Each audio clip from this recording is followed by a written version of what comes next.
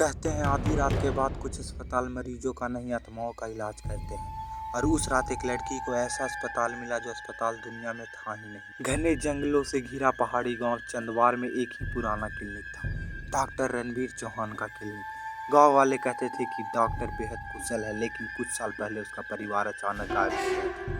तभी से डॉक्टर अकेले रहते थे और क्लिनिक में रात को कोई नहीं जाता, क्योंकि रात में क्लिनिक के भीतर से अजीब आवाज़ें आती थी। कभी बच्चों के रोने की, कभी किसी महिला के दर्द से चीखने की, और कभी टूटी हड्डियों के चटकने। गाँव वाले इन आवाज़ों को डॉक्टर का पाप कहकर टाल देते थे। 22 वर्षीय अनीरा मेडिकल कॉलेज की इंटर्न गांव में मेडिकल सर्वे के लिए आई। उसे रहने के लिए कोई जगह नहीं मिली, इसलिए उसे मजबूरी में डॉक्टर रणबीर के क्लिनिक के ऊपर वाले कमरे में ठहरना पड़ा।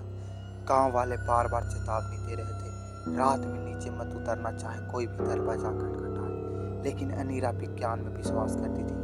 उसे भूत प्रेत की बातें मजाक लगती थी। वह हंसकर बोली, डरने वालों के लिए डर ही असली बीमारी है। गांव वाले चुपचाप उसके चेहरे को देखते रहे, जैसे किसी आने वाली बर्बादी को देख रहे हों। रात के करीब 1 बज रहे थे।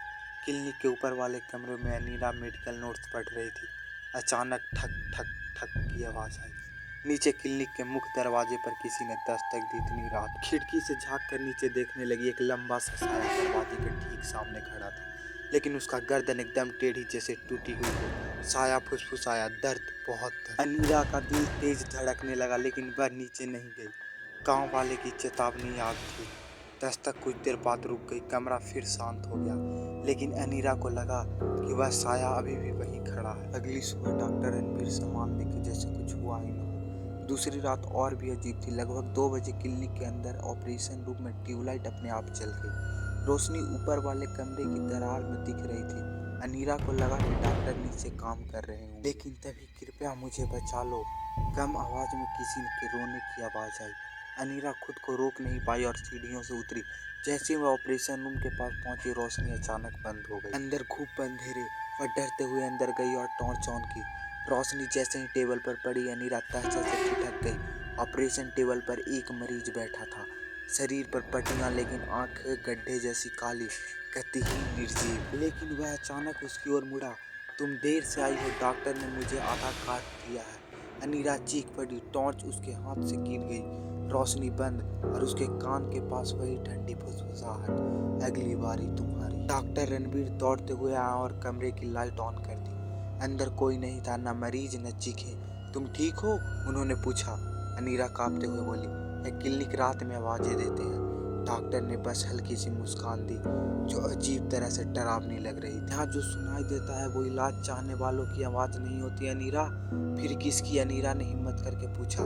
डॉक्टर ने लाइट बंद कर दी। अंधेरे में उसकी आंखें चमकी, उनकी जिन्हें मैंने बचा नहीं पाया। अनीरा ने ठान लिया कि वह रात की डरावनी आवाजों की वजह ढूंढेगी। रात 1:30 बजे क्लिनिक के पीछे वाले दरवाजा अपने आप खुला। हवा ठंडी हो गई, बिजली चली गई और अंधेरे में दिखी क्लिनिक के बेसमेंट की ओर जाती सीढ़ी। गांव वाले हमेशा कहते थे कि डॉक्टर बेसमेंट में नहीं जाने देते, वहाँ कुछ ऐसा था जिसे डॉक्टर छुपा रहा था। अनीरा ने अपनी मोबाइल टॉर्च ऑन की और धीरे धीरे नीचे उतरी। नीचे पहुंचते ही बदबू का तेज झोंका आया। कमरा बड़ा था और उसमें 7 पुराने लोहे के बेड लगे थे। हर बेड पर किसी का नाम लिखा था।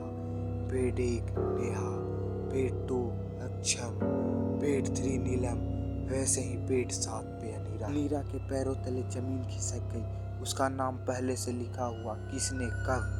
वह पीछे हटने लगी, लेकिन तभी बेसमेंट का दरवाजा अपने आप बंद हो गया। मोबाइल की टॉर्च झिलमिलाई और सातों बेड पर धीरे धीरे सफेद चादर के नीचे मानो कोई हिल रहा था, जैसे कोई जिंदा हो या उठना चाहता। अनीरा चीख पड़ी, लेकिन उसकी आवाजें बेसमेंट में घुट गई। चादरें एक एक कर गिरने लगी। खाली बिस्तर नहीं, हर बिस्तर पर सड़ी गली लाशें दिख रही थी, जो धीरे धीरे उसकी तरफ मुड़ रही थी। उनकी आंखें काली, चेहरा सड़ा हुआ, लेकिन होठे हिल रहे थे। डॉक्टर ने हमें मार दिया, अब तुम्हारी बारी है। सीढ़ियों पर कदमों की आवाज आई। डॉक्टर रणबीर नीचे उतरे। उनके हाथ में पुराना जंग लगा ऑपरेशन चाकू था। अब तुमने सब देख लिया, उन्होंने शांत स्वर में कहा। मैं हर मरीज को बचा नहीं पाया, और जो नहीं बच पाए उनकी आत्माएं यहीं रुक गई। वे अनीरा के करीब आए, लेकिन अब उनकी मानसिक बीमारी और बढ़ रही है। उन्हें और एक शरीर चाहिए ताकि वे बाहर आ सके। डॉक्टर ने चाकू उसके पास लाकर फुसफुसाते हुए कहा, और तुम उनका अगला शरीर बनो। अनीरा ने कभी इतनी तेजी से भागना नहीं सीखा था। वह डॉक्टर को धक्का देकर भागी, सीढ़ियां चढ़ी, क्लिनिक का मुख्य दरवाजा खोला और बाहर अंधेरे में दौड़ पड़ी। पीछे से डॉक्टर की चीख, वो तुम्हें छोड़ेंगे नहीं।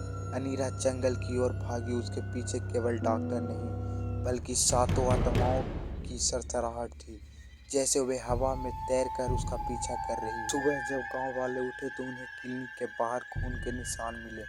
पूरा क्लिनिक खाली था। डॉक्टर गायब, अनीरा गायब।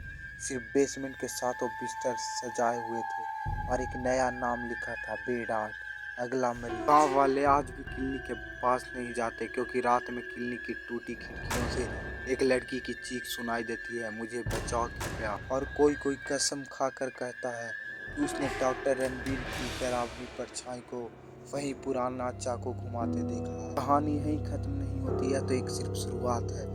इसके आगे जानने के लिए वीडियो को लाइक कीजिए, चैनल को सब्सक्राइब कीजिए।